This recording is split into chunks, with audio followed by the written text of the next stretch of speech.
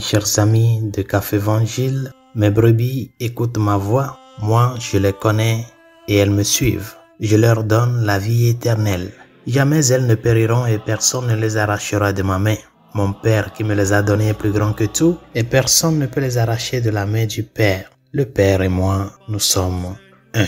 Chers amis, l'une des choses sur lesquelles je me fixe quand, par exemple, un évêque est choisi ou, comme dans le cas de ces derniers jours, un pape est élu, c'est la devise, l'armoirie du pape, l'armoirie de l'évêque et la phrase qui est sa devise. Parce que c'est ça qui montre immédiatement l'orientation du pontificat de ce pape-là. Le Seigneur nous a fait grâce d'un nouveau pape, successeur de Pierre, vicaire du Christ sur la terre, le pape Léon XIV. Et la devise de ces armoiries dit ceci: In illo uno unum. En celui qui est un, nous sommes un. Ou bien, en celui qui est un, soyons un.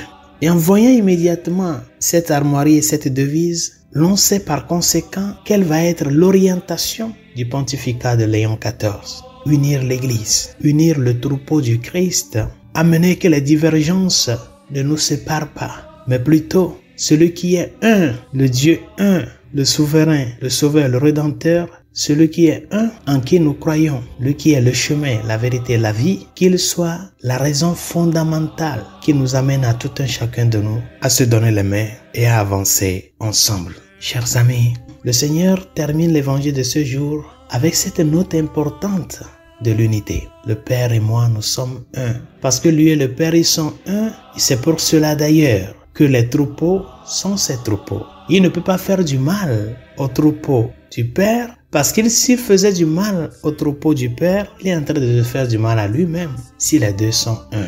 C'est pour cela, chers amis, chacun de nous, de sa part, est appelé à travailler pour l'unité. Si vraiment nous nous sentons membres du troupeau du Christ, si vraiment nous nous sentons membres de son Église, l'unique Église qu'il a fondée sur Pierre, cette Église à laquelle il nourrit avec ses sacrements, si vraiment nous sommes conscients de que nous sommes membres de l'unique Église de Jésus-Christ, nous sommes appelés, chers amis, à travailler pour l'unité. L'unité autour du bon pasteur. Et comment est-ce que nous pouvons travailler pour l'unité? Toutes les fois que nous prenons sur nous la préoccupation d'être fidèles au pasteur, fidèles à sa parole, qui est une parole éternelle, parce qu'il est Dieu. On ne peut pas le changer à son vouloir ou parce que les temps changent, donc cette parole doit changer. Fidélité à sa parole, fidélité aux sacrements, ces sacrements qui sont les sources de grâce pour l'Église. Fidélité à son Église, cette Église qui est une, sainte,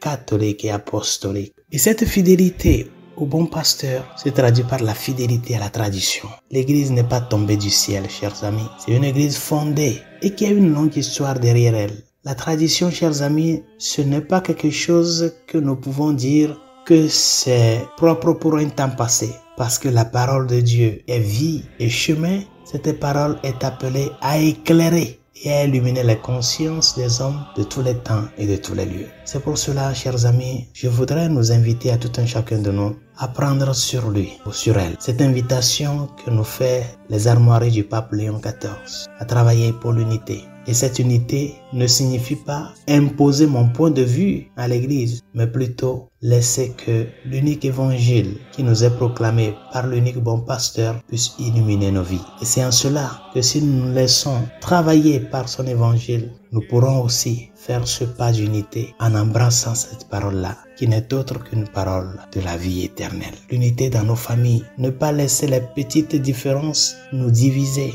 mais que ce qui nous unit soit fort que ce qui cherche à nous diviser. Et qu'en percevant cette raison-là qui nous unit, nous puissions vraiment faire de notre mieux. Nous puissions chacun de sa part faire ce petit sacrifice de ne pas rompre cette unité-là par nos égoïsmes, mais plutôt de travailler à ce que celui qui sur la croix a uni tous les peuples et toutes les nations en sa personne puisse voir en nous des instruments d'unité, de paix et de fraternité dans l'évangile du Christ. Bonne journée, Dieu vous bénisse.